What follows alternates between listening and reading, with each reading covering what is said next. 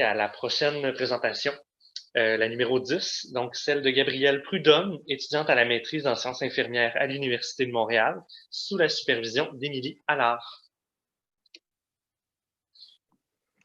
Donc, bonjour tout le monde. Comme il a été mentionné, mon nom c'est Gabrielle Prudhomme.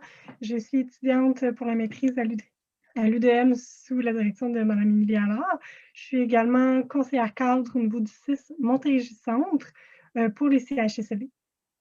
Donc, mon travail dirigé au niveau de la maîtrise s'intitule « Un modèle du leadership infirmier transformationnel pour l'intégration précoce de l'approche palliative en centre d'hébergement de soins de longue durée ». Donc, c'est sûr que dans le contexte de la pandémie, là, on ne peut pas passer à côté de la vulnérabilité des aînés. Il faut savoir que sur 20 ans, là, entre 2011 et 2031, on va passer de 1 Québécois sur 6 qui est un aîné de 65 ans et plus à 1 sur 4.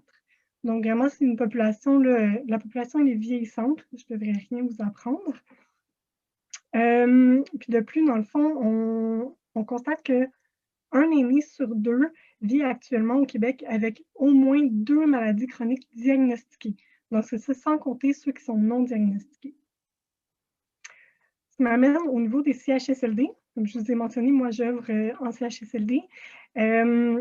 On a seulement 3% des aînés de 65 ans et plus qui résident en CHSLD, mais ce taux grimpe à 42% pour les aînés de 85 ans et plus. Donc, dans les CHSLD, c'est vraiment une clientèle qui est très vulnérable, qui est présente, d'où tout le concept d'approche palliative qu'il faut intégrer rapidement dès l'admission.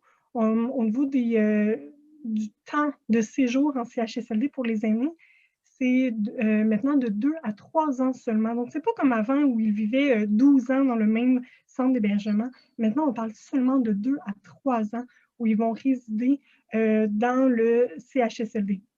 Et quand je parle de résidents, là, je parle des usagers et non d'un résident en médecine. Donc, au niveau de l'approche palliative, j'aime bien le modèle du nœud papillon de Hawley, qui présente vraiment la continuité des soins au niveau des soins palliatifs et qui amène les usagers vers les soins palliatifs doucement. Donc, on va traiter s'il y a une infection urinaire pour nommer quelque chose, mais on va tout de même accompagner et soulager les symptômes. Prochaine diapositive, s'il vous plaît. Donc, ce qui m'amène au rôle des infirmières en CHSLD et le grand rôle que le leadership infirmier joue. L'OIQ, qui est l'Ordre des infirmières et infirmiers du Québec, là, compte vraiment qu'une infirmière qui œuvre en CHSLD doit faire preuve d'un leadership qui est très important.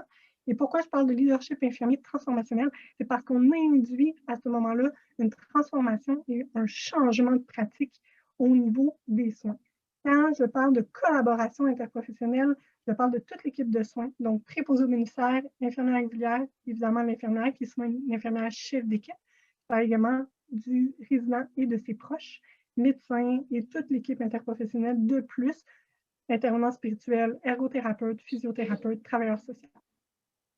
Le rôle du leadership infirmier, c'est vraiment elle au niveau de ses requêtes, quand elle va appeler le médecin, au niveau de ses demandes médicales, c'est elle qui va mettre tout en place les directives de soins, que ce soit par le PTI, les plans de travail et compagnie. C'est elle également qui va coordonner les interventions et les traitements de l'équipe et elle peut ainsi intégrer les interventions dites de soins palliatifs au niveau de l'équipe interprofessionnelle au complet. Quand je parle de communication et d'influence, vraiment, l'infirmière, elle vient jouer un grand rôle à amener l'équipe de soins ainsi que le résident et ses proches vers les soins palliatifs doucement, puisque c'est elle qui, quand elle va appeler le médecin, va décider qu'est-ce qu'elle demande au médecin. Est-ce qu'elle va demander un transfert à l'hôpital ou elle va justement demander un accompagnement? Est-ce que c'est elle qui va faire la requête au niveau d'un intervenant en spiritualité parce qu'elle sent une détresse au niveau du résident et de ses proches?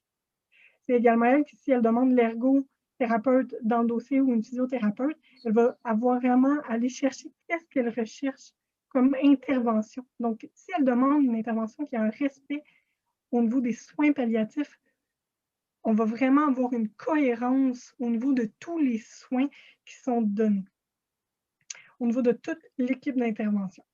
Donc, c'est vraiment un rôle qui est important et qu'il faut promouvoir au niveau des CHSLD pour ce qui est du leadership infirmier transformationnel. Je vous remercie de votre attention.